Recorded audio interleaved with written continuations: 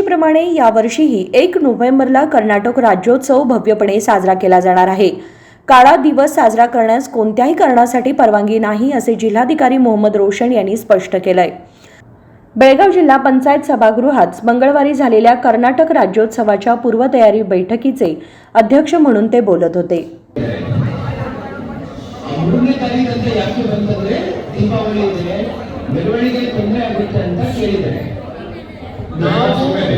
November 1ನೇ ತಾರೀಕು ಮೆರವಣಿಗೆ ಯಾವುದೇ ಧಕ್ಕೆ ಆಗದಂತೆ ಯಾವುದೇ ಇಶ್ಯೂ ಆಗದಂತೆ ಜಿಲ್ಲಾಡಳಿತದಿಂದ ನಾವು ನೋಡ್ಕೊಳ್ತೀವಿ.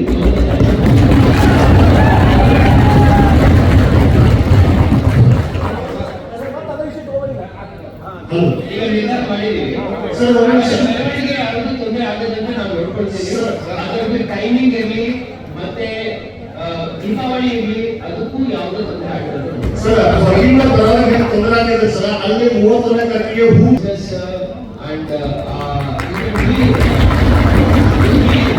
ಸರ್ ಅವ್ರು ಹೇಳೋ ಪಾಯಿಂಟ್ ಏನಿದೆ ಇದು ನಮ್ಮ ಸಂಸ್ಕೃತಿ ಬಗ್ಗೆ ಪಾಯಿಂಟ್. ಸೊ ಅದಿದ್ದಾಗ ನಾವು ಅದ್ರ ಮೇಲೆ ಕಾಂಪ್ರಮೈಸ್ ಮಾಡಿ ಸಂಸ್ಕೃತಿ ಅಂತ ಬಂದಾಗ ದೀಪಾವಳಿ ಹಬ್ಬ ರಾಷ್ಟ್ರದ ಹಬ್ಬ ಇದೆ ಸರ್. ಸರ್ ಆಮೇಲೆ ಭೇದಭಾವ ಉಂಟಾಗ್ತದೆ ಸರ್.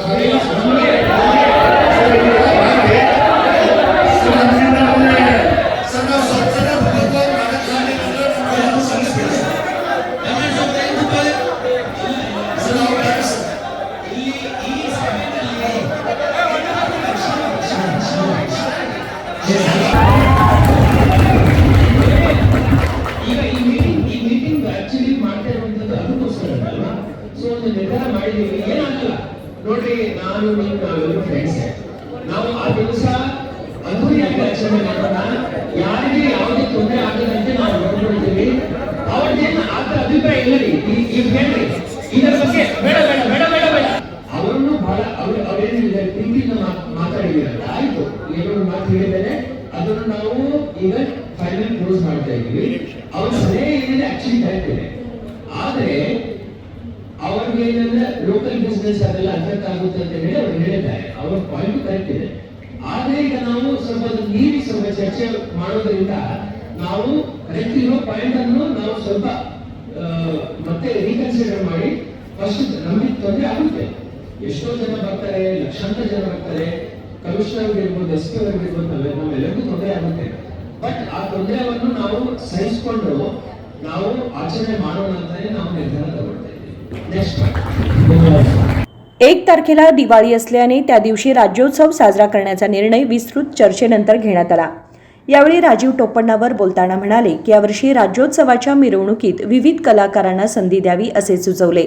त्यांनी मिरवणुकीला मैसूर दसऱ्याच्या पद्धतीने आयोजित करण्याची शिफारस केली.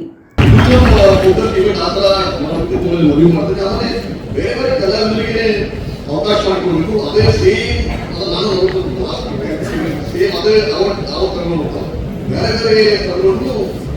ಮಾಡಿಕೊಡ್ಬೋದು. ಆದರೆ ಲಕ್ಷಾಂತರ ಜನ ಹೋಗ್ತಾರಲ್ಲ, ಊಟದ ವ್ಯವಸ್ಥೆ ಮಾಡಿಸ್ಬೇಕು.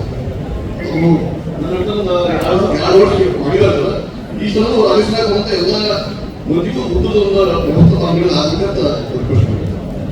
दीपक गुडगनट्टी बोलताना म्हणाले की मागील वर्षाप्रमाणेच यावर्षीही चन्नमा सर्कल येथे पुष्पालंकाराची व्यवस्था केली पाहिजे. राज्योत्सवासाठी येणाऱ्या नागरिकांच्या वाहनांसाठी योग्य पार्किंगची व्यवस्था करावी. ಹೋದ ಸರಿ 2023 ನವೆಂಬರ್ 1ನೇ ತಾರೀಕು ಜಿಲ್ಲಾಡಳಿತ ಮತ್ತು ಮಹಾನಗರ ಪಾಲಿಕೆ ನೇತೃತ್ವದ ತಂಡ ವಿಶೇಷವಾಗಿ ನಾವು ಎಲ್ಲರೂ ಅವರು ಏನು ಚನ್ನಮ್ಮ ವೃತ್ತದಲ್ಲಿ ಅಲಂಕಾರವನ್ನ ಮಾಡಿದ್ರು, ನಾವೆಲ್ಲರೂ ಕೂಡ ಚಪ್ಪಾಳೆ ತಟ್ಟುವ ಮುಖಾಂತರ ಅವ್ರನ್ನ ಅಭಿನಂದಿಸೋಣ.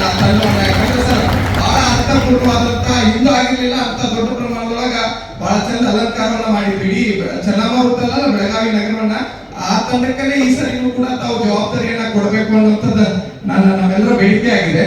ಅದರ ಜೊತೆ ಈ ಸರಿ ಏನು ನಮ್ಮ ರಾಜ್ಯೋತ್ಸವದ ಮೆರವಣಿಗೆಯನ್ನ ನೋಡ್ಬೇಕಂತಂದ್ರೆ ಸುಮಾರು ಬೇರೆ ಬೇರೆ ಜಿಲ್ಲೆಗಳಿಂದ ಇಡೀ ಮೈಸೂರು, ಮಂಡ್ಯ, ಹಾಸನ ಆ ಭಾಗದಿಂದಲೂ ಕೂಡ ನಮ್ಮ ಮೆರವಣಿಗೆ ಕಾರ್ಯಕ್ರಮವನ್ನು ನೋಡ್ಲಿಕ್ಕೆ ಬರ್ತಾರೆ. ಅವ್ರು ಏನಾಗ್ತಾ ಇದೆ ಸರ್, ಸರಿಯಾಗಿ ನಮ್ಮ ಪೊಲೀಸ್ ಆಯುಕ್ತರಿಗೆ ಹೇಳ್ತಾರೆ ಸರ್, ಪಾರ್ಕಿಂಗ್ ವ್ಯವಸ್ಥೆ ಆಗ್ತಾ ಇಲ್ಲ ಸರ್. ಸಂಪೂರ್ಣವಾಗಿ ರೋಡ್ ಮಧ್ಯೆ ಹೈವೇ, ಅಲ್ಲಿ ನಮ್ಮ ಮಾಂತೇಶ್ ನಗರ ಹೈವೇ ಮೇಲೆ ಎಲ್ಲ ಗಾಡಿಗಳನ್ನ ನಿಲ್ಲಿಸಿ ಬರ್ತಾ ಇದ್ದಾರೆ ಸರ್. ನೀವು ಇಲ್ಲೆಲ್ಲ ಒಂದ್ ಕಡೆ ಈ ಮಾಲಿನಿ ನಗರ, ಈ ಕಡೆ ಕಾರ್ತಿ ಕಡೆ ಒಂದ್ ಸ್ವಲ್ಪ ಎಲ್ಲಾದ್ರೂ ನೀವು ಪಾರ್ಕಿಂಗ್ ವ್ಯವಸ್ಥೆ ಮಾಡ್ಕೊಟ್ಟು ಅಲ್ಲಿಂದ ಏನಾದ್ರು KSRTC ಅವ್ರ ಮುಖಾಂತರ ನೀವು ಉಚಿತವಾದಂತ ಬಸ್ಗಳನ್ನ ಮಾಡಿ ಚನ್ನಮಾರುತಕ್ಕೂ ಅಥವಾ ನಮ್ಮ ಕಿಲ್ಲಾ ಸರ್ಕಲ್ ನೀವು ಬಿಡೋದು ಮಾಡಿದ್ರ ಅವ್ರಿಗೆಲ್ಲ ಬಹಳಷ್ಟು ಅನುಕೂಲ ಆಗ್ತದೆ ಸರ್. ಇಲ್ಲ ಎಲ್ಲೋ ಒಂದ್ ಕಡೆ ಗಾಡಿ ಮಾಡಿ ಸಾಯಂಕಾಲ 6-7 ಗಂಟೆ ಮುಂದ್ಗಡೆ ಬಹಳಷ್ಟು ವಾಹನಗಳಿಗೆ ತೊಂದರೆ ಆಗ್ತಾ ಇದೆ ಸರ್. ಒಮ್ಮೆಂದೊಮ್ಮೆ ಗಾಡಿಗಳು ಹೊರಗೆ ತೆಗಿಬೇಕಂದ್ರೆ ಬಹಳಷ್ಟು ತೊಂದರೆ ಆಗ್ತಾ ಇದೆ. ಪಾರ್ಕಿಂಗ್ ವ್ಯವಸ್ಥೆ ಅಷ್ಟು ಮಾಡಿದ್ರೆ ಬಹಳಷ್ಟು ಅನುಕೂಲ ಆಗ್ತದೆ. ಅದ್ರ ಜೊತೆ ಮಾನ್ಯ ಜಿಲ್ಲಾಧಿಕಾರಿಗಳಿಗೆ ನಾನು ಕೇಳ್ಕೋದೇನಂದ್ರೆ, ಪ್ರತಿ ಸಲ ರೂಪಕ ವಾಹನಗಳಿಗೆ ಸಾಕಷ್ಟು ಯುವಕರು ಒಂದು ತಿಂಗಳ ಗಂಟೆಯಿಂದಲೂ ಕೂಡ ತಯಾರಿಯನ್ನ ಮಾಡಿಕೊಂಡು, ಯಾಕಂದ್ರೆ ರೂಪಕ ವಾಹನಗಳನ್ನ ನಮ್ಮಲ್ಲಿ ಯುವಕ ಸಂಘಗಳಲ್ಲಿ ಒಂದು ಆರೋಗ್ಯಕರವಾದಂತಹ ಸ್ಪರ್ಧೆ ಇರೋದ್ರಿಂದ ನಮ್ದು ರೂಪಕ ವಾಹನ ಚಂದ ಆಗ್ಬೇಕು, ಮತ್ತೊಂದು ಏರಿಯಾ ರೂಪಕ ವಾಹನ ಚಂದ ಆಗ್ಬೇಕು ಅನ್ನೋದು ಆರೋಗ್ಯಕರವಾದಂತಹ ಸ್ಪರ್ಧೆ ಇದೆ. ಅದಕ್ಕೊಂದು ಗೌರವಧನವನ್ನ, ಈಗ ಗೌರವಧನವನ್ನ ಒಂದು ಯೋಗ್ಯವಾದಂತಹ गौरवधन जिल्हाडಳಿತದಿಂದ ಕೊಟ್ಟರು ಅಂದ್ರೆ ಬಹಳಷ್ಟು ಯುವಕ ಸಂಘಗಳಿಗೆ ಅನುಕೂಲ ಆಗುತ್ತೆ. मेहबूब मकानदार यांनी सन्मानासाठी कन्नड समर्थक समाजसेवकांची ओळख करण्यासाठी स्वतंत्र समिती स्थापन केली पाहिजे. ही समिती प्रत्येक वर्षी पुन्हा स्थापन केली जावी अशा सूचना केल्या. बैठकीस नगर पोलीस आयुक्त याडा मार्टिन मार्गन्यान, जिल्हा पोलीस अधीक्षक डॉक्टर भीमाशंकर गुळेत, जिल्हा पंचायत सीईओ राहुल शिंदे यांच्याबरोबर अनेक विभागाचे अधिकारी, विविध कन्नड समर्थक संघटनांचे पदाधिकारी उपस्थित होते. राजशेखर हिरेमठ, KMM मराठी, बेळगाव.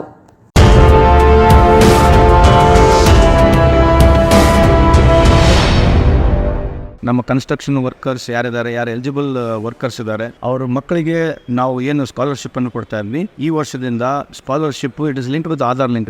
ಆಧಾರ್ ಸೀಡಿಂಗ್ ಹಾಕಬೇಕು, ಆಧಾರ್ ಲಿಂಕ್ ಮಾಡಿದ್ದೀನಿ. ದಯಮಾಡಿ ನಮ್ಮ ವೆಬ್ಸೈಟ್ ಇದೆ, ವೆಬ್ಸೈಟ್ಗೆ ಹೋಗಿ ಅಪ್ಲಿಕೇಶನ್ ಹಾಕ್ಬೋದು ಅಂತ ಮನವಿ ಮಾಡಿಕೊಳ್ತೀನಿ. ನಮಸ್ಕಾರ. ಕಟ್ಟಡ ಮತ್ತು ಇತರೆ ನಿರ್ಮಾಣ ಕಾರ್ಮಿಕರ ಕಲ್ಯಾಣ ಮಂಡಳಿಯ ಯಾವುದೇ ಸೌಲಭ್ಯ ಪಡೆಯುವುದಕ್ಕೆ ಈ ಕಾರ್ಡ್ ಜನರೇಟ್ ಮಾಡಿಕೊಳ್ಳುವುದು ಅವಶ್ಯಕವಾಗಿರುತ್ತದೆ. ಎಲ್ಲಾ ನೋಂದಾಯಿತ ಫಲಾನುಭವಿಗಳು ಮಂಡಳಿಯ ತಂತ್ರಾಂಶದಲ್ಲಿ ಲಾಗಿನ್ ಆಗಿ ಈ ಕಾರ್ಡ್ ಜನರೇಟ್ ಮಾಡಿಕೊಳ್ಳಿ.